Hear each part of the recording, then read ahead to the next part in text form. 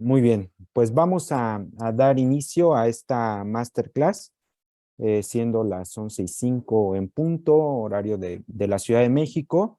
Les damos la más cordial bienvenida y les agradecemos que hayan atendido la convocatoria que les hemos hecho desde el Instituto de Formación en Comunicación Política, IFOPOL, para escuchar a la doctora María José Canel, que hoy nos va a hablar sobre comunicar para construir confianza en la administración pública. Muchísimas gracias, doctora, por también haber aceptado la invitación y pues ser una suerte de madrina de IFOPOL, que con usted estamos aperturando estas charlas, estas masterclass gratuitas pues para todos los interesados, a todos los apasionados de la comunicación política, y qué mejor forma de inaugurar estas masterclass que con usted. De verdad, muchísimas gracias, doctora, por habernos hecho un espacio en su agenda. Hola, muy buenas, días ahí, tardes aquí en Europa. Estoy ahora mismo en Lovaina, donde estoy realizando una estancia de investigación para trabajar en un libro en el que estamos trabajando varios investigadores del mundo entero sobre un aspecto de la comunicación política, que es el papel que tiene la gobernanza colaborativa en crear valor intangible para las sociedades, para los países, para las democracias. Y para mí es un placer. Cuando Armando me invitó a estar hoy con ustedes, pues acepté, porque él me comentó esta iniciativa de crear un instituto de formación en comunicación política, y pues soy una apasionada de la comunicación política, disfruto mucho, estoy aquí disfrutando mucho en Lovaina de este interés, deseo de que la comunicación se ponga al servicio del desarrollo de las sociedades y de las democracias, y estoy segura que este instituto que hoy se apertura pues va a ser de enorme contribución para un mejor desarrollo de la comunicación política. Muchísimas gracias, doctora. Mire, a mí me encantaría hacer una síntesis de su currículum, pero realmente el hacerlo nos llevaría prácticamente todo el tiempo que tenemos previsto para su charla. Quienes estamos hoy aquí reunidos con usted, ya se lo comentaba, pues somos seguidores de su trayectoria académica. Yo le puedo asegurar que todos los que estamos aquí conocemos o hemos leído su libro sobre comunicación política, sobre comunicación en las instituciones públicas, y uno de los libros pues más recientes que afortunadamente tuvimos, o bueno, los mexicanos tuvimos la fortuna de que se publicara por el Fondo de Cultura Económica, que es La comunicación en la administración pública. De verdad, yo creo que todos los que estamos aquí sabemos de su trayectoria, y pues no me gustaría dedicarle más tiempo a dar su currículum, puesto que todos lo conocemos muy bien. Lo que sí me gustaría es reiterar cuál es la dinámica de la reunión, de la masterclass, y es que usted nos compartirá esta charla a través de su presentación, una intervención de entre 30 y 40 minutos, y posteriormente pasaremos a una sesión de preguntas y respuestas de entre 10 y 15 minutos. Esa será la dinámica. Y bueno, pues vamos a iniciar. Yo les pido a todos, por favor, que tengan silenciados sus micrófonos. Y pues bueno, le cedo el uso de la palabra a la doctora Canel. Muchas gracias nuevamente, doctor. Muchas gracias, Armando. Voy a compartir la presentación, que con mucho gusto, para quien así lo quiera, luego la enviaré. Y bueno, y le he llamado a esta conferencia Comunicar para construir confianza en la administración pública, porque es pues uno de los desafíos que tenemos en el ámbito en general, en todas las organizaciones, pero por supuesto en el ámbito de la administración pública. A este tema llevo años dedicándome. En el año 2013 hice un estudio sobre la situación de la comunicación de gobiernos en distintos países. En el 18 publiqué este que mencionaba Armando y en el 19, es el último que he publicado, pues me he enfocado más en cuáles son los desafíos que tenemos en la administración pública para generar valor público intangible con nuestra comunicación. Y permítanme que comience contándoles una pequeña historieta.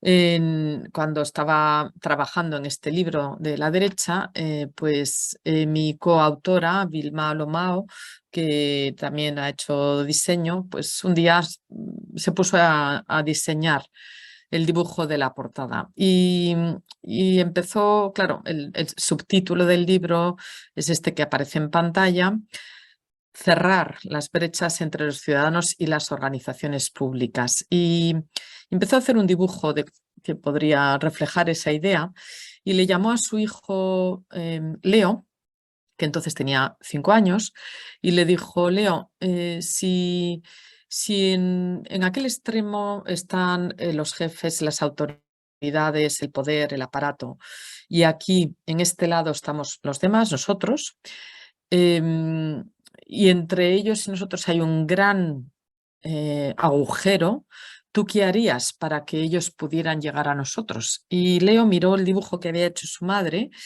y le dijo: mamá, ¿por qué nos pones a todos mirando hacia los jefes si es posible que no tenga interés lo que están diciendo? Y entonces el dibujo de su madre, que es el que finalmente aparece ahí en pantalla, pues tuvo que ser cada persona mirando para un lado. Y lo que su hijo Leo le había venido a decir es el problema que está sustanciando, la necesidad que está sustanciando el planteamiento de eh, aparece un mensaje que dice que no se está cambiando las diapositivas. Exacto, eso le iba a comentar, doctora. Sí, seguimos viendo todavía la portada. Ah, pues qué raro, porque, a ver.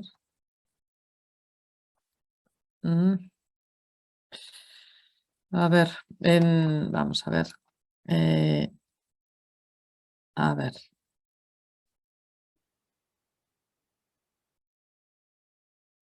Listo, Ahí ahí ya sí, se ve la ¿verdad? segunda. Sí, ya se ve la segunda Vale, diapositiva.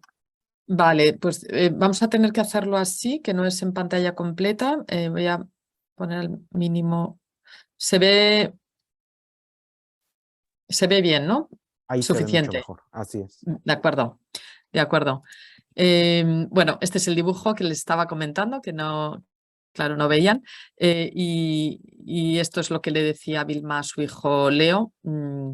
Nosotros estamos aquí y los jefes están ahí. A la izquierda son los jefes, la autoridad, el poder, los gobiernos, y a la derecha la gente.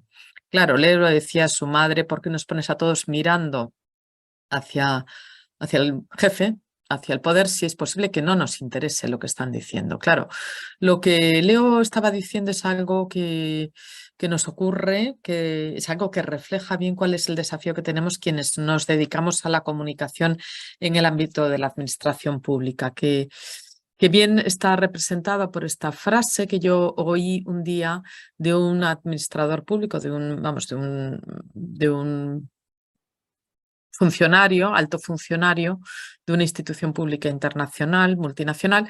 Decía: los corazones de la sociedad están lejos de nosotros. Tenemos lejos los corazones de la sociedad, tan lejos los tenemos que Leo, un niño de 5 años, ya se está preguntando a los 5 años si es posible que aquellos que son los jefes digan algo que sea de interés.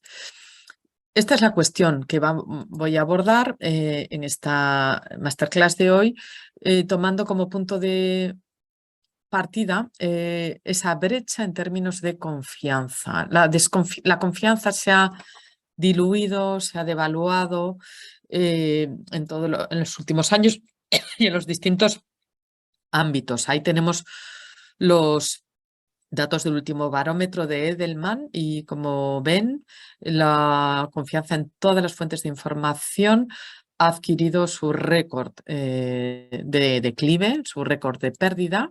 Todos los portavoces pierden credibilidad. Y por tanto, es lógico que, en grupos como este, que en sectores como este, entre personas que nos dedicamos a la comunicación,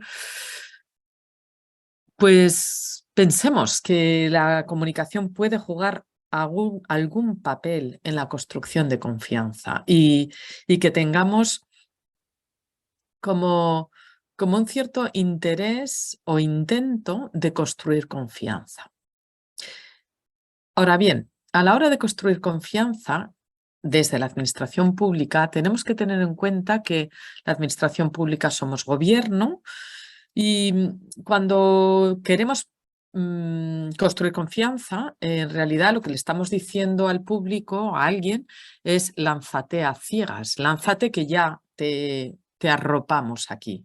Le decimos lánzate a ciegas porque la confianza es una decisión de ponerse en manos de alguien cuando no se controla todas las decisiones, todas las condiciones. Y es lánzate a ciegas porque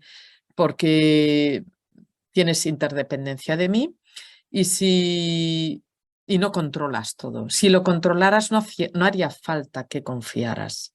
En el mundo de la administración pública, cuando en realidad trabajamos para nuestros públicos, le estamos pidiendo confianza, le estamos pidiendo que se lancen a ciegas, porque no sé, cuando yo como ciudadana pues voy al médico, pues claro, depende de lo que el médico haga bien su trabajo y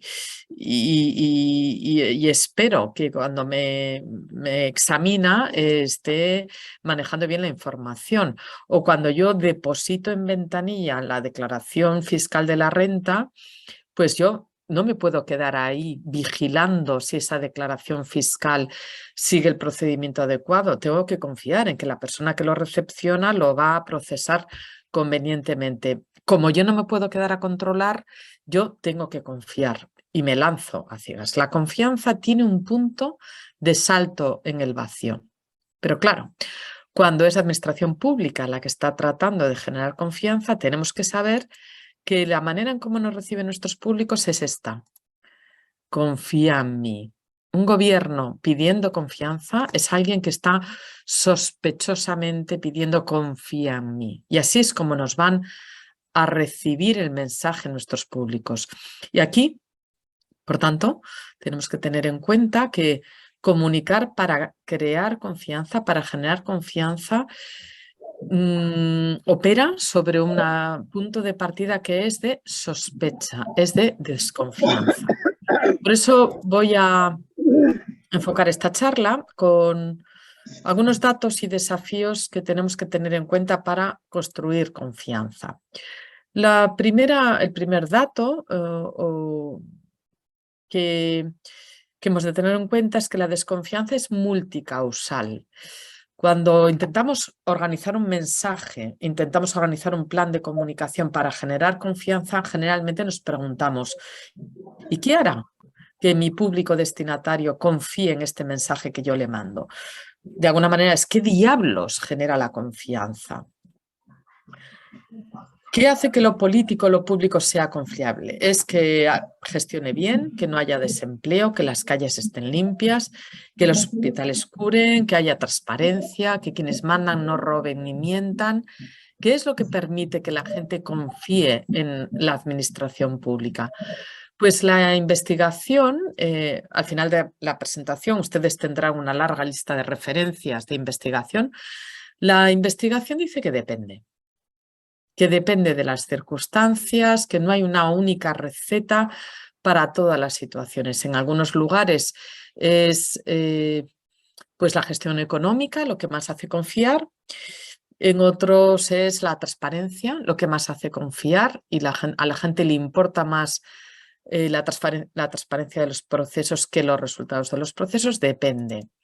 Fíjense que en torno a la gestión de la COVID-19, a la pregunta de YouGov, a la pregunta de cómo usted valora cómo su gobierno ha gestionado, si se fijan un mismo problema en una misma fecha, versando más o menos sobre los mismos desafíos, tiene evaluaciones completamente diferentes. Y esto ha propiciado el desarrollo de muchísimos estudios, y más que habrá, sobre qué es lo que ha hecho confiar en la gestión gubernamental de la COVID.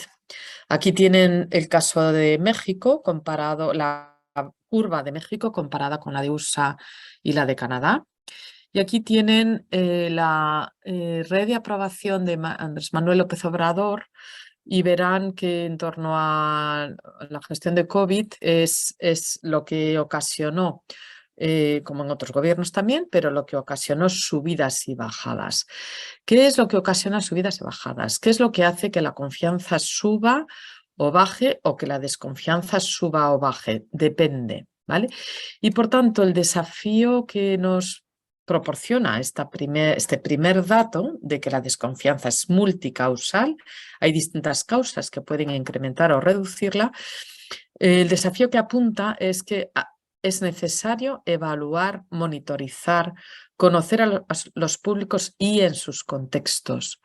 Por eso, una tarea importante a realizar por los departamentos de comunicación, por las personas que se dedican a la comunicación política, una tarea importante a realizar es la de buscar sondeos, tendencias, cómo analizo las tendencias en red, cómo analizo las tendencias según la cobertura que dan los medios, según la atención que prestan los medios a los distintos temas. El segundo dato que hay que tener en cuenta es que mayores logros de gobierno no necesariamente incrementa la confianza. Y esto es un dato que sé que genera gran decepción o frustración en los gobiernos, en quienes gestionan lo político y lo público. Y es el misterioso mundo de la desconfianza, y es que no hay relación causal entre más logros de gobierno y su mejor comunicación con una mayor satisfacción y una mayor confianza ciudadana en último término. Es decir, puede ocurrir que cuanto más limpios estén los parques, o mejor curen los hospitales, o mejor eduquen las escuelas, y mejor se comunique esos mejores logros, no necesariamente hay mayor satisfacción ciudadana y, en último término, confianza ciudadana. Vean algunos ejemplos. A la pregunta de ¿qué estamos logrando con las acciones de gobierno? Hay evidencias mixtas. Por ejemplo, los programas de transparencia demuestran que sí, es verdad, hay resultados positivos. Una mayor transparencia proporciona una reducción de corrupción y un incremento de confianza. Pero ojo, que hay estudios que también dicen que una mayor transparencia mejora la percepción de honestidad e integridad de los líderes públicos. Pero ojo, porque perjudica la competencia profesional. Es decir, es más honesto, es más íntegro, pero aquí ha habido un fallo funcional, ha habido un fallo de gestión, no había un conocimiento o una gestión profesional. Es decir, hay estudios que demuestran que a mayor transparencia no hay mayor confianza, incluso en algunos casos hay una mayor desconfianza. En los programas de gobierno abierto hay estudios que muestran efectos positivos si se simplifican trámites y con eso se incrementa la satisfacción y la confianza, pero ojo, que hay estudios que muestran también que se incrementa, que hay efectos negativos porque se incrementa la brecha digital y con eso la desconfianza en el gobierno. La brecha entre quienes pueden acceder al gobierno abierto y quienes no. Introduce sospechas sobre la protección de privacidad, puesto que el gobierno abierto pone más nuestros datos en circulación.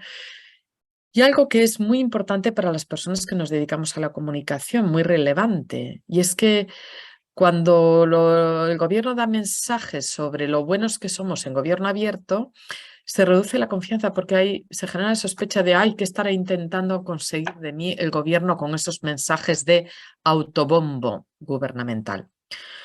Y algo similar ocurre con la participación ciudadana. Hay estudios que muestran efectos positivos porque muestran que se refuerza la rendición de cuentas, se facilitan los consensos, se incrementa la legitimidad, pero hay estudios que también muestran que se genera sospecha sobre lo que el gobierno se propone y además cuando se politizan generan sospechas. Y por último, y un dato muy importante, los estudios de los programas de participación ciudadana, estos, por ejemplo, los presupuestos participativos que anuncian, participa en estos presupuestos porque el gobierno se quiere gastar el dinero en lo que usted quiera. Claro, frustra expectativas porque la gente al clicar en los presupuestos participativos cree que el gobierno va a hacer aquello que ha clicado. Y claro, no se ha contextualizado bien al ciudadano en qué es lo que puede esperar de esos presupuestos participativos. Y por eso los estudios tienden a afirmar que hay una brecha entre la gestión real y la gestión percibida, entre lo que logramos y lo que la gente cree que logramos. ¿Qué muestra la COVID-19? Una brecha entre lo que fueron datos de gestión real. Aquí tienen, por ejemplo, el caso de España, que la gestión real de España estaba muy en la media de otros países y, sin embargo, la gestión percibida, es decir, qué es lo que los públicos creen, pues sitúa a España entre las situaciones más bajas de percepción, de gestión percibida. ¿Cuál es el desafío que apunta este dato de que hay brecha entre gestión real y gestión percibida o que no siempre un incremento de logros genera un incremento de confianza? El desafío que apunta es calibrar brechas y explorar sus causas. Y aquí les voy a proporcionar un esquema que les puede ayudar a identificar qué brechas puede haber en su trabajo. La mayor frustración que nos llevamos la gente que nos dedicamos a la comunicación es la que tenemos cuando vemos que hay brecha entre la realidad, lo que hacemos y lo que la gente percibe. Eso es lo que he llamado el gap 3, que es la diferencia entre realidad y percepción. Cuando hay esa brecha es que hay un problema de comunicación. Es verdad que hay otros problemas también, pero yo me voy a referir al de comunicación. Cuando hay un gap 3 es porque hay un gap 1 y un gap 2. El gap 1 es el que hay entre lo que hacemos y lo que decimos que hacemos. Es decir, entre la realidad y el mensaje que damos sobre la realidad. Y el gap 2 entre lo que decimos que hacemos y lo que la gente percibe. Entre nuestros mensajes y lo que la gente percibe. Es importante identificar, registrar primero dónde tenemos brechas para luego poder explorar las causas. Respecto al gap 1, las causas pueden estar en que no hemos definido bien la identidad. O quizá la hemos definido bien nuestras fortalezas, pero no tenemos una buena coordinación. Y a lo mejor está el alcalde diciendo que nuestra fortaleza es, el regidor está diciendo que nuestra fortaleza es los parques y jardines de nuestra ciudad y en cambio, pues los distintos departamentos de la municipalidad están dando distintos mensajes sobre la fortaleza. Unos se centran en los parques y jardines y otros se centran en la atención a la educación primaria, por ejemplo. O a lo mejor hemos conseguido coordinar bien, pero la estrategia es deficiente. En cuanto al gap 2, las causas de esas brechas hay que buscarlas en un deficiente conocimiento de nuestros públicos o en la falta de gestión de expectativas. Y voy a referirme más específicamente a la gestión de expectativas. Lo de las expectativas actúan como un fantasma que nos descoloca y que irrumpe en esa escalera que he puesto ahí, que es fuente de nuestras frustraciones porque no hay relación entre logros y confianza. Y es que lo que nuestros públicos esperan de nosotros, de nosotras, influye en la evaluación, influye en la confianza. Las expectativas determinan la insatisfacción y la desconfianza. Esto es un resultado muy común de la literatura. Cuando se cumplen las expectativas, se incrementa la reputación y se genera confianza.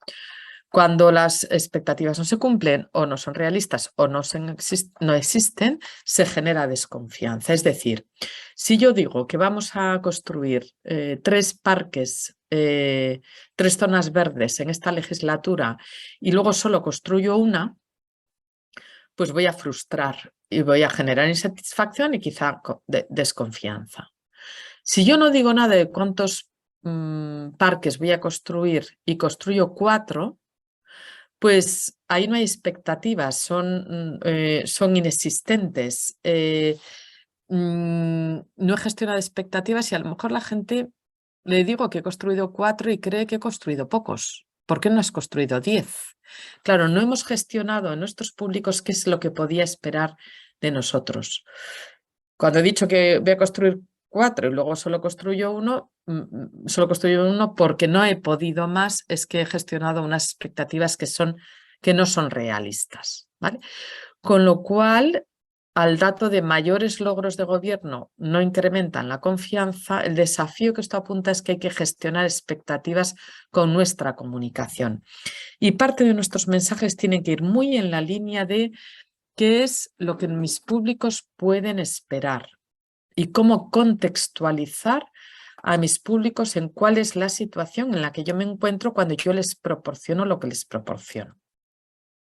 El tercer dato que afirma la literatura es que desconfiar no es lo mismo que confiar poco.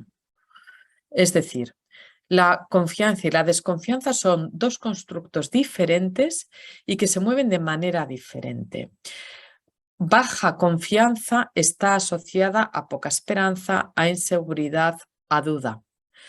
Pero eso no es lo mismo que la alta desconfianza. La desconfianza es no tener miedo, no ser escéptico, no controlar.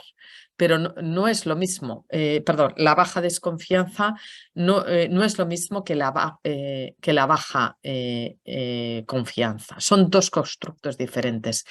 Me parece interesante, fijaos, el estudio sobre la COVID. Tienen ahí las referencias que habla de la paradoja de la confianza. Es un estudio que se hace sobre lo que fue la confianza en la gestión de la COVID en Singapur y el hallazgo es que altos niveles de confianza en las instituciones públicas generaron bajos niveles de confianza en la colaboración con las autoridades públicas para combatir la COVID. Es decir, altos niveles de confianza en las instituciones públicas generaron la creencia de que la actitud individual no era necesaria. Si ya las autoridades públicas lo están haciendo bien, ¿para qué va a ser necesario que yo me ponga la mascarilla? ¿Para qué va a ser necesario que yo mantenga las distancias de seguridad? ¿Para qué va a ser necesario que yo colabore con las instituciones públicas en combatir la COVID si ellas lo están haciendo bien? Y por eso, fíjense qué interesante, es posible que haya confianza que es funcional. Hay una confianza que es funcional. Yo necesito que mis públicos, yo, administración pública, necesito que mis públicos confíen en mí para poder trabajar con ellos, para poder hacer que mis medidas sean seguidas, sean obedecidas, para tener autoridad. Pero ojo, que hay una confianza en mí que es disfuncional. Ojo con tener elevadísimos niveles de confianza, porque si confían tanto, tanto, tanto, no van a estar poniendo su parte de contribución. Por tanto, hay una confianza que es disfuncional. Y entonces, pues sí, se puede afirmar también, así lo hace la investigación, este artículo que les proporciona ahí de OMSELS es muy interesante, hay una desconfianza que es funcional. Yo necesito que mis públicos desconfíen un poquito de mí para que se activen, se impliquen en lo público y se pongan a relacionarse con el ámbito público. Como desconfiar es diferente de confiar poco, el desafío es aprender a trabajar con públicos hostiles. Aprender a trabajar con públicos hostiles. Y es bueno dar con segmentos de públicos más hostiles, porque puedo trabajar con ellos y tornar su baja confianza en activación, en colaboración conmigo, o su quizá baja desconfianza la puedo transformar en una implicación en trabajar conmigo. Un cuarto dato importante es que confiar funciona mejor que reclamar confianza. Y aquí me voy a referir a los típicos mensajes comunicativos que tenemos que elaborar cuando lanzamos algún programa de gobierno que va orientado a fomentar la participación ciudadana, donde decimos, oye, confía en mí, colabora conmigo en soluciones para la seguridad, soluciones para la salud, confía en mí, que puedes, pues hay investigaciones que demuestran que confiar funciona mejor que reclamar confianza. Es decir, antes de pedir que la gente confíe en ti, tú confía en la gente.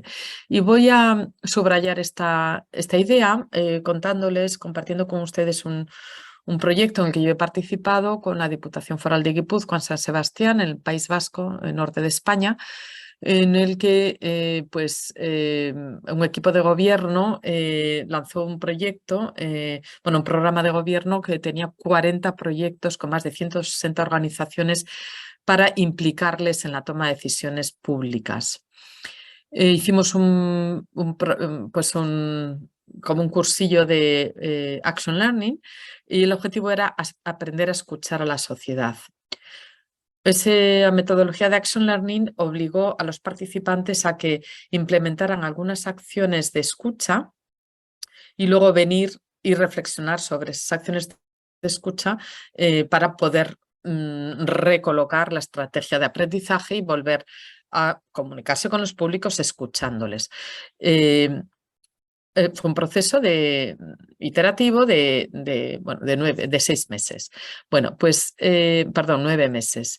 Pues es muy interesante porque el viaje de aprendizaje que tuvo este equipo de gobierno fue el siguiente.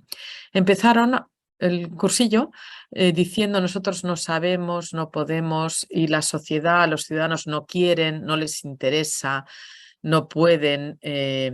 Frente a esta sociedad les afecta, nosotros no podemos hacer nada frente a esta sociedad que no tiene interés en colaborar con los políticos, nosotros no podemos hacer nada. Y a medida que fue avanzando y que fueron implementando acciones de escucha, fueron experimentando que lo que tienen al otro lado, lo que tenían al otro lado era una sociedad, unas organizaciones, anda, que están más interesadas de lo que creíamos en colaborar con nosotros. Anda, unas organizaciones societarias, una sociedad, unos ciudadanos, anda, que resulta que no son tan desafectos, que resulta que sí quieren y por tanto sí podemos, actuemos conjuntamente. Al final de todo ese proceso de aprendizaje fue, con esta sociedad sí que me atrevo a trabajar, sí que confío. Y por tanto experimentaron que confiar funciona mejor que reclamar confianza. Fíjense qué interesante los datos que da la OCDE. Dice en el último estudio que han hecho de confianza, dice que poca gente ve oportunidades de participar en la toma de decisiones políticas. Y además, muy pocos piensan que sus gobiernos adoptarían las opiniones expresadas en una consulta pública. Ahí, fíjense dónde se sitúa México. Está en la 1, 2, 3, 4, 5, en la quinta barra por la derecha. No es de los más bajos, pero en fin, tampoco está por debajo de la media. Y no sé si haya podido influir algunas consultas públicas que se han podido llevar a cabo sin una buena planificación, sin una buena gestión de expectativas. Por eso, de este dato de confiar funciona mejor que reclamar confianza, el desafío que se desprende a partir de este es pasar del vender al escuchar. en lugar de contar, voy a hacer este programa de gobierno donde vamos a pedirles que participen en los presupuestos, vamos a pedirles que vean lo que estamos haciendo, escuchemos cómo la gente querría hacer este programa de gobierno, escuchemos sobre qué temas, cuáles son los temas sobre los que la gente encuentra que hay dificultades, que hay necesidades. Bueno, y ya acabo con este último dato y enseguida les paso la palabra para sus preguntas. Y es que la posverdad incrementa la incertidumbre. Recuerdo algunas cuestiones sobre la posverdad. La posverdad es un término que la acuñan los diccionarios en el año 2016 y fundamentalmente en torno a las campañas del Brexit y la campaña de Trump. En fin, el problema es hasta tal grave, hasta tal punto que la revista Time pone como titular "Ha muerto la verdad". Ha muerto la verdad. En ese año, en 2016, se escribieron bastantes libros sobre la posverdad y les pongo aquí una cita del libro de d'Ancona que fue bastante paradigmático. Dice: bienvenido a la era de la posverdad, un tiempo en el que el arte de la mentira está tambaleando los verdaderos fundamentos de la democracia. El tema realmente es crucial y para gente que nos dedicamos a la comunicación todavía más, porque podemos estar cayendo en una situación en la que nadie se fía de nuestros mensajes porque total, da igual, la verdad ha dejado de ser relevante. Edelman en el año 2017 dice la verdad está en crisis y en el año en el año 2017 dice la confianza está en crisis y en el año 2018 le llama, a su informe le llama la batalla por la verdad. La posverdad incrementa la incertidumbre y aquí son datos de Edelman del año 2018 por las cuales declara elabora el informe del 2018. Dice: un 65% recibe noticias a través de las redes sociales, un 63% no distingue entre noticias verídicas de rumores y un 59% no distingue si la desinformación está contrastada por periodistas. Fíjense, en el año 21, Edelman declara la bancarrota de la información. La bancarrota de la información. Para las personas que nos dedicamos a la comunicación, esto es una malísima noticia, porque es que la información que demos va a dar igual. Porque, claro, y fíjense, la posverdad, el problema no es... El problema de la posverdad que nos afecta a las personas que estamos, creo, en esta masterclass, no es el que ahora haya tecnologías que permitan distribuir una información falsa de manera rápida, a tiempo real, de forma masiva. Eso, a ver, la manipulación de los datos es tan viejo como la comunicación y, por tanto, como la existencia de la persona humana. El punto clave, a mi juicio, de la posverdad, el riesgo clave, a mi juicio, de la posverdad es aquello que designa la definición de posverdad y dice que la posverdad ha hecho irrelevante la verdad por cuanto sitúa el énfasis de la argumentación en la emoción. La posverdad apela a la emoción hasta el punto de anestesiar la capacidad de la razón de identificar evidencias falsas. Y entonces, cuéntame una buena noticia, una buena historia. Si me cuentas una buena historia, pues, ¿qué más da? Si el contenido es real, pues, ¿qué más da 8 que 80? Claro, la posverdad apela a la emoción, incluso al odio, hace noticias de los rumores falsos, banaliza contenidos y, sobre todo, esconde la debilidad del argumento en una buena metáfora, historia o efectos especiales. La pandemia ha otorgado un golpe fuerte a la posverdad, porque, bueno, un golpe fuerte a la posverdad, o más bien la pandemia nos pilla en una situación de posverdad. La pandemia es una crisis en la que yo me atrevería a decir por primera vez en muchísimos años, sí era verdad aquello de es muy importante lo que usted haga para resolver esta crisis. Esto de es muy importante lo que usted haga es un elemento que ha estado en la mayor parte de los mensajes de comunicación de crisis, pero no siempre ha sido tan verdad. No siempre ha sido tan necesaria la contribución individual. Esos mensajes querían ganar sentido de propiedad en las crisis, sentido de propiedad en las organizaciones en cada uno de los stakeholders. Pero aquí ya sí que es verdad. Con la pandemia ya sí que era verdad que la persona se pusiera la mascarilla, que la persona guardara la distancia de seguridad, porque eso podía incrementar el índice de contagio o no. Y claro, ¿qué ha ocurrido con la COVID-19? Pues que los gobiernos se han visto obligados a dar mensajes persuasivos a ciudadanos para que se creyeran lo de por favor no salga, por favor mantenga la distancia, por favor póngase la mascarilla, que se lo creyeran y que se creía la relevancia de eso, pero pero en un momento de posverdad. Entonces, claro, a la gente pues le ha sido muy complicado fiarse de los mensajes gubernamentales y le ha sido muy complicado, por tanto, seguir las indicaciones gubernamentales. Y además, ¿qué ha ocurrido en la pandemia? Pues que ha habido mucha confusión sobre los datos y sobre unos datos que son irreversibles. La muerte es verdadera. Quien se muere, se muere. Y no hay matices. No hay matices si se ha muerto a medias o se ha muerto solo en algunos aspectos. Y claro, los datos que han estado dando los gobiernos sobre el número de fallecidos, ha generado muchísima desconfianza en los ciudadanos. La pandemia ha generado esa bancarrota de la información y ha dado un buen golpe a la posverdad. ¿Cuál es el desafío que nace a partir de aquí? Pues que hay que profesionalizar la recopilación y análisis de los datos.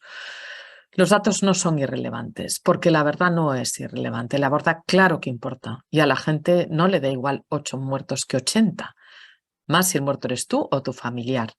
Y por eso, claro, es muy importante. Lo que pasa es que no me da tiempo a elaborar más sobre esto, pero una de las lecciones que nos ha traído la pandemia es que hay que respaldar los mensajes con hechos reales. Y por eso hay que tener claros los datos, hay que poder analizarlos bien. Para comunicar confianza, hay que combinar hechos, logros, realidades, datos con los relatos, los mensajes, las palabras y los símbolos. Permítanme terminar esta masterclass con esta síntesis de estos 5 aprendizajes y los 5 desafíos. Son 5 aprendizajes y 5 desafíos que realmente están, a mi juicio, configurando 5 líneas de trabajo que son cruciales para toda aquella persona que quiera orientar la comunicación hacia la confianza. Entender a los públicos, gestionar expectativas, trabajar con públicos hostiles, pasar del vender al escuchar y respaldar los relatos con realidades son líneas de trabajo que, en definitiva, pueden ayudar o no a cerrar las brechas que hay entre los ciudadanos y las organizaciones públicas para las que trabajamos. Termino aquí mi intervención y les doy paso a sus preguntas o comentarios. Muchas gracias. Al contrario, doctora, muchísimas gracias a usted. Muy interesante. Y bueno, pues por supuesto pasaríamos ahora a la sesión de preguntas y respuestas. Quien quiera intervenir, que alce, bueno, en este caso que haga el señalamiento. Doctora Ana Perales pregunta si nos podrá pasar la presentación. Sí, lo puedo hacer, lo hago aquí mismo en el propio chat y así ya Tienen acceso todos al chat, ¿verdad? Sí, Muy bien, pues mientras hacen otra pregunta claro. Y nos preguntan Ana Perales respecto de la grabación. Sí, claro, también con muchísimo gusto lo vamos a hacer, se les vamos a hacer llegar por correo electrónico, con muchísimo gusto. Gracias, Ana, por la pregunta y por tu interés. ¿Alguien más, alguna otra pregunta para la doctora?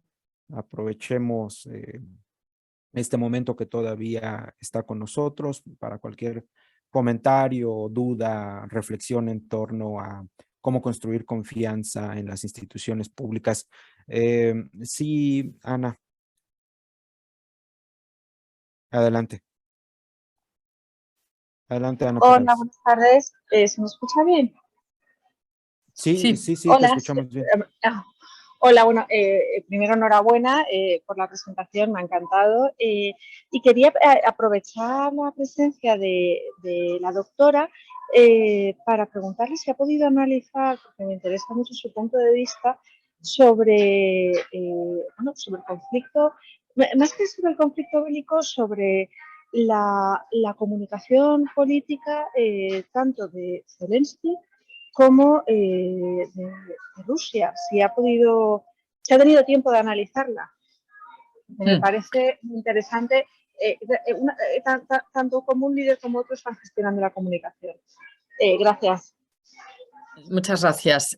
Sí, a ver, puedo hacer algunos comentarios al respecto, si bien no he hecho todavía un análisis en profundidad. Desde luego considero que es un tema enormemente de interés y que efectivamente se va a estudiar en el futuro. Básicamente bueno, voy a decir 2 o 3 aspectos por los que tiene interés y imagino que alguna cosa puede tocar lugar común en el sentido que se ha hablado mucho de eso. Zelensky es actor y porque es actor tiene un gran conocimiento de lo que es la necesidad de performar una comunicación, de performar una comunicación persuasiva, pero también sobre el escenario. Casi les voy a... A ver, voy a hacer una cosa, si tienen interés, que es, a ver, un minuto, les voy a proyectar alguna imagen que nos va a ayudar Armando, no sé si tenemos unos minutos y proyecto alguna Sí, claro que imagen. sí, por supuesto, doctora. Vale, un segundín. A ver.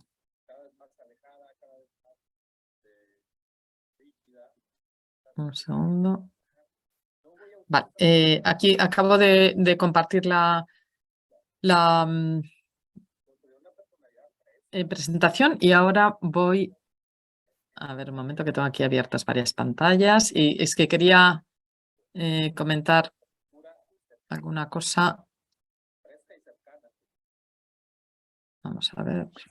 Mientras, mire, nos pregunta Emigdio Vargas, todas estas Sí. propuestas de comunicación entre gobernados y gobernantes tiene que ver con la implementación de políticas de gobierno abierto para la resolución de problemas estructurales.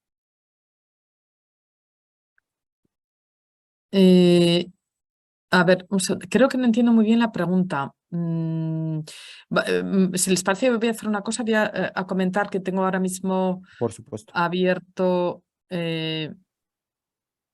Vamos a ver.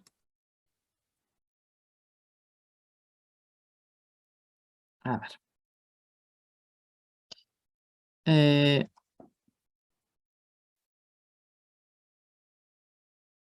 Perdone porque, a ver. Vale, voy a compartir alguna imagen sobre... se ve ahí la imagen, ¿verdad? Las imágenes. Vale, entonces de esto lo que quería comentar es, efectivamente hay una diferencia de comunicación entre los dos líderes. Este es un líder que, como ustedes ya conocen, es actor y por tanto conoce muy bien la necesidad de que la comunicación que establece sea persuasiva y llegue a los públicos. En ese sentido, distintas actividades de comunicación que ha hecho, se ha mostrado cercano, utilizando las redes sociales para ello. Ha configurado el papel de héroe y, como ustedes saben, a la hora de dar un mensaje es muy importante elaborar unas narrativas en las que está bien descrito, bien configurado el personaje. Él ha configurado el personaje de actor como héroe, pero no único héroe, sino junto a otros. Estamos todos aquí, nuestros militares están aquí. Combatiente, así como Putin, siempre todos los mensajes que ha dado ha sido con traje, chaqueta y corbata. Zelensky el primer día se puso corbata y traje, chaqueta, pero luego ya a partir de entonces todos los mensajes los da pues con ropa de combatiente. Y luego una cosa que ha hecho muy bien es segmentar a los públicos. Ha dirigido mensajes a los distintos parlamentos. Hasta el punto de que hoy, bueno, sobre todo en Europa, se ha generado una gran, bueno, a ver, ha generado una gran favorabilidad hacia Ucrania porque ha construido muy bien esto de aquí estamos nosotros y ahí están nuestros enemigos. Y nuestro enemigo es Rusia, que es el antidemócrata, es la invasión, etcétera, frente a nosotros, que nosotros no solo somos Ucrania, sino que somos toda la civilización occidental. En su mensaje siempre ha estado esta narrativa de en nosotros, si se pierde la batalla en Ucrania, quien la pierde no es Ucrania, sino toda la civilización occidental. Bueno, ahí hay algunos datos sobre cómo ha mejorado la imagen, perdón, cómo se ha incrementado la imagen negativa de Rusia y cómo ha descendido la imagen positiva de Rusia, pero quería decir, a ver, quería hacer un comentario importante y es que no sería posible todo el cambio que ha generado en la actuación de Zelensky si no hubiera una serie de hechos reales que apoyaran esas narrativas, si no hubiera un apoyo internacional, si no hubiera una actuación de la Unión Europea, si no hubiera un apoyo al gasto militar que existe y que ha hecho que toda esa performance no haya sido hueca. Y una vez más con esto quiero subrayar la idea que he dicho, que la comunicación tiene que estar, la performance, el escenario, las narrativas, los hechos, perdón, los mensajes, las palabras tienen que estar soportados por hechos reales de gestión. Este es el comentario a la pregunta de Ana Perales. Y si son tan amables de repetirme la otra pregunta. Sí, por supuesto, doctora. Nos comenta Emigdio Vargas, dice, todas estas propuestas de comunicación entre gobernados y gobernantes tienen que ver con la implementación de políticas de gobierno abierto para la resolución de problemas estructurales. La pregunta es si es posible resolver problemas estructurales con este planteamiento de la comunicación. No sé si podría tomar la palabra la persona que hace la pregunta para... Emigdio, ¿nos podrías apoyar para plantear la pregunta de forma más clara o directa a la doctora?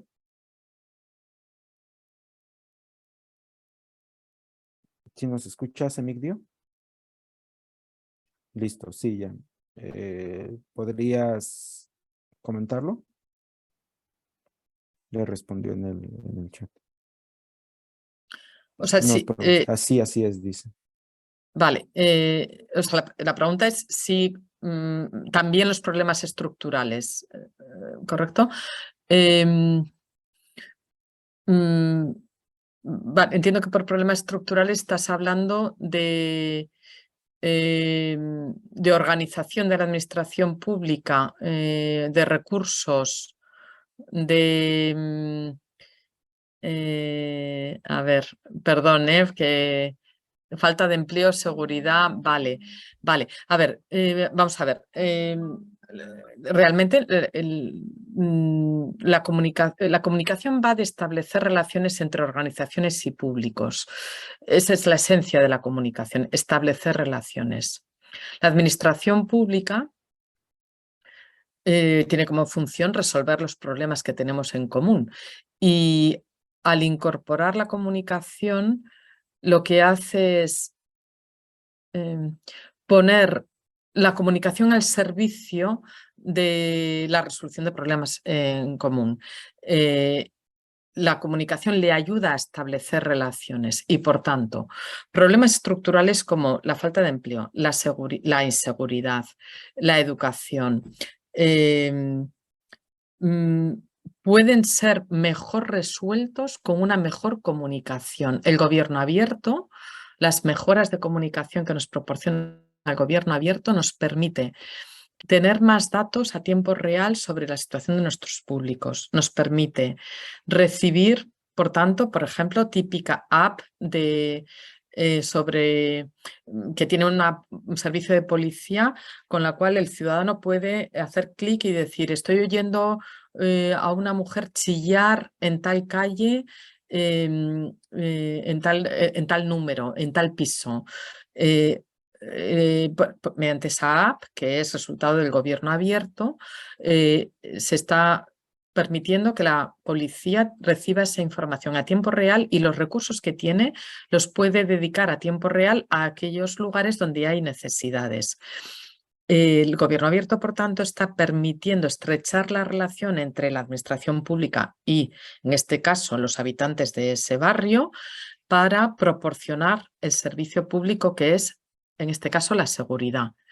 No sé si el ejemplo ilustra mi respuesta a su pregunta, que efectivamente es afirmativa. Patricia. Sí, correcto. Patricia González, adelante. Buenos días aún todavía aquí desde la Ciudad de México. Soy Patricia González y trabajo en un ayuntamiento en el área institucional del DIF municipal. Y primero felicitarte por la ponencia que nos acabas de dar. Muchas gracias. Nosotros estamos enfocando la comunicación, hermandad, como tú lo decías, entre organizaciones y público. Somos una nueva administración de jóvenes, en su mayoría. La presidenta municipal es una chica que surge del pueblo. Y bueno, ha generado esa comunicación y esa confianza. Creo que estamos, según la ponencia, me alegra saber que estamos llevando esta comunicación como tú lo planteas. Hemos logrado transparentar la mayoría de las acciones que hemos hecho y esa parte que tú hablas donde el pueblo o la sociedad no busca siempre aprobar todas las obras, es cierto, aun cuando hemos implementado estrategias para mejorar esa parte, la gente siempre busca alternativas para ver más adelante y no siempre es satisfactorio para ellos, nunca les es suficiente. Y como administración, aunque las situaciones económicas de las administraciones son pequeñas porque derivan de los gobiernos estatales, de los gobiernos, ¿cómo se llama? Pues sí, a nivel nacional. Estamos tratando de lograr cambiar el chip de la gente con esta nueva generación aquí en la administración, en el municipio de Colima.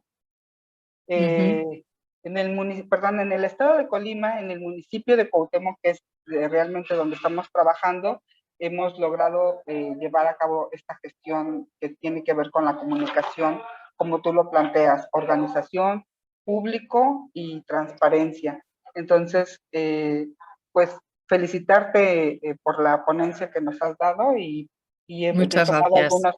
He tomado algunos puntos que yo creo puedo cambiar y plantear en la siguiente reunión para mejorar nuestra comunicación. Muchas gracias y felicidades también por lo que dice que logran. Gracias. Lucas. Muchísimas gracias, Patricia. Adelante, Lucas. Bueno, muchísimas gracias. Igual comparto los conceptos de Patricia. Excelente la ponencia, muy estimulante. Así que un agradecimiento primero. Y en Gracias. segundo lugar, una reflexión que también es pregunta. En mi caso, por supuesto que lo hago desde Argentina, donde como bien sabrás, la brecha de confianza entre la clase dirigente y la ciudadanía, bueno, se ha venido profundizando en los últimos años, y estamos encarando el año que viene un proceso electoral presidencial con un clima de opinión donde, bueno, todas las encuestas muestran bueno, que el pesimismo es dominante, con sentimientos como tristeza, bronca, y bueno, y aparece también el concepto de frustración de las expectativas, ¿no? También en muchas de esas encuestas. Mi pregunta y reflexión iba en torno a, si bien obviamente hoy nos enfocamos en la comunicación básicamente de las administraciones públicas, es decir, lo que conocemos como comunicación de gobierno, a mí me interesa en particular el vínculo entre comunicación electoral y comunicación de gobierno.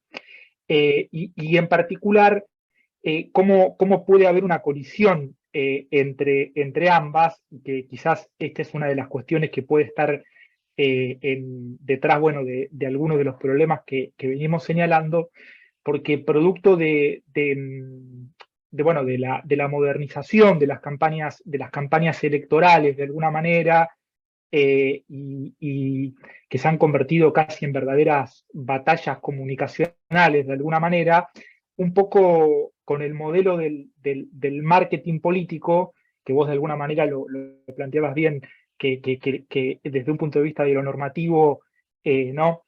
Hay que tratar de vender menos y escuchar más, pero de alguna manera las campañas electorales realmente existentes, por así decirlo, son básicamente procesos de venta de expectativas, ¿no? Entonces hay una puja en la cual quién es el que vende más expectativas. Y bueno, y eso está muy instalado ya culturalmente en muchos de nuestros países, y bueno, y vemos después cómo a la hora de gobernar, una cosa es ganar, por así decirlo, en el marco de un proceso electoral, y otra cosa muy distinta, lamentablemente lo hemos visto y lo estamos viendo en muchos de nuestros países, una cosa muy distinta es gobernar, y más aún cuando las expectativas están tan altas. Y la preocupación es cómo de alguna manera en este proceso en el cual la comunicación electoral reproduce cada vez más expectativas altas, esto va horadando progresivamente la legitimidad de nuestras instituciones representativas. Entonces, de alguna manera, la pregunta, y en eso sí quiero hacer la pregunta, ¿cómo crees, y si crees que es posible, de alguna manera, desde los comunicadores que se dedican al ejercicio profesional, digamos, de la comunicación política, bueno, si crees que son responsables también de este fenómeno, y cómo de alguna manera podemos aportar a intentar, ¿no? Poner nuestro granito de arena para transformar esta situación. Muchas gracias. Vale, gracias Lucas por la pregunta, y mi respuesta va a combinar la pregunta que hace Jimena, que es en qué porcentaje disminuye la popularidad o aceptación de una figura política entre el paso de su campaña a la etapa en la que se gobierna. A ver, ¿cómo podemos, Lucas, hacer algo para que la comunicación electoral que hacen los gobiernos, que está perjudicando la confianza ciudadana, no lo haga? Para que los políticos no hagan comunicación electoral. ¿Qué podemos hacer? Mostrarles el fracaso que eso supone y cómo con mostrar los datos de desconfianza que hay en los mensajes de gobierno ya está. Y yo creo que ya está. Ya sé que no es fácil, porque una vez que se está en el gobierno, quien gobierna pues ansía verse mucho en los medios, ansía hacer comunicación electoral porque ansía volver a ganar. Pero hay que decir a los gobiernos que haciendo comunicación electoral es la mejor manera de perder las elecciones. Es así. Y lo que pasa que, bueno, en fin, esto que digo ahora de manera muy rápida, les voy a dejar con la frase y no voy a poder elaborar porque tengo que terminar, pero lo voy a combinar con la pregunta de Jimena. Las curvas de popularidad gubernamental se repiten más o menos y son comunes más o menos. Todo gobierno, nada más pasar las elecciones, tiene una confianza más o menos alta, ¿vale? A medida que avanza la gestión de gobierno, a medida que avanza el periodo gubernamental, todos los gobiernos bajan, pierden confianza, incrementan la desconfianza. ¿Por qué? Porque una vez que se empieza a gestionar, se empieza a erosionar y entonces el ciudadano empieza a exigir, generalmente a partir del segundo año, empieza a exigir el ciudadano datos, resultados y, en fin, la gestión política erosiona. Y luego a medida que se acercan las siguientes elecciones, los gobiernos recuperan un poquito de confianza. No es que confíen más en sus gobiernos, sino que la valoración de la confianza se vuelve como a inerciar, a moldear por la afiliación política. Y quien le votó al que está en el poder, a medida que se acercan las elecciones, ante una encuesta de cuánto confía usted, pues a medida que se acercan las elecciones, como le voté, pues confío y le voy a volver a votar, porque eso que se llama la inercia de afiliación política de las valoraciones de confianza. Esto quiere decir que, bueno, quiero decir muchas cosas que no me da tiempo a analizar ahora, pero por ligarlo a tu pregunta, Lucas, que a los gobiernos les compensa no dejarse llevar por el resultado puntual de una encuesta, por el resultado puntual de un dato de confianza. Tienen que mirar el largo plazo. Afortunadamente, los públicos, los ciudadanos, cada vez más exigen resultados de largo plazo a los gobiernos y, por tanto, cada vez menos le va a ser útil a un partido hacer promesas grandilocuentes, porque eso cada vez menos da resultado. Veo que hay otra pregunta. Yo realmente va a tener que ser muy breve y yo voy a ser muy breve en la respuesta porque tengo enseguida que pasar a otra sesión. Es correcto. Sí, Diego, si nos apoyas con una pregunta muy breve y ya para concluir la masterclass con la doctora. ¿Qué tal? Gracias por darme la pregunta. Venía de la mano de la pregunta que hizo anterior o del escenario que planteó anteriormente Lucas, porque, bueno, yo también estoy hablando desde Argentina y quería preguntar sobre esta idea de trabajar con públicos hostiles que había mencionado anteriormente, justamente porque en este clima de profunda desconfianza que existe entre la clase política y la ciudadanía, por lo menos acá en Argentina, me resultó interesante esta idea de cómo utilizar esa hostilidad de la ciudadanía a favor de una construcción institucional, digamos, pero me gustaría si ella puede decir a qué se refería con esto y cómo se puede lograr eso. Hay que hacer proyectos muy ad hoc, segmentando públicos e identificando cuál es la motivación de la hostilidad. Hay motivaciones de hostilidad que son infranqueables, con las que no hay nada que hacer. Pero hay motivaciones de la hostilidad que tienen que ver con que la persona hostil piensa que el gobierno no está capacitado para llevar a cabo un determinado proyecto. Y tiene razón en pensarlo, porque los gobiernos no tienen todos los recursos y necesitan de las personas para poder llevar a cabo determinados programas de políticas públicas. Por tanto, hay que identificar la motivación y, si y trabajar con esa, explorar la motivación de la hostilidad. Y sí, la motivación de la hostilidad tiene que ver con esta valoración de que el gobierno solo no puede. Esa motivación es acertada, esa valoración es acertada. Y entonces hay que trabajar con esos públicos y mostrarles que efectivamente el gobierno necesita de su colaboración. Y entonces trocar una hostilidad en una satisfacción por verse tenido en cuenta. No sé si hay programas de participación ciudadana que tienen que ver con eso. Claro.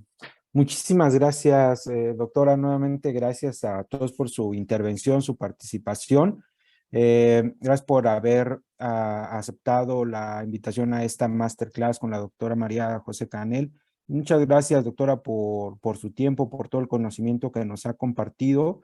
A nombre de Lucas Doldan, de Norma García, de Isaac Aguilar y de su servidor Armando Rocha y del Instituto de Formación en Comunicación Política, nuevamente les damos las gracias. Estén al pendiente de nuestras redes sociales, de nuestras siguientes actividades, que estarán, por supuesto, siempre al nivel, como en este caso con la doctora María José Canel. Muchísimas gracias, doctora. Muchas gracias a todos ustedes por la atención y por las preguntas, y sobre todo por trabajar en poner la comunicación al servicio del desarrollo de las políticas públicas y de la administración pública. Muchísimas gracias, doctora, y saludos hasta Europa. Que esté muy bien. Adiós, gracias.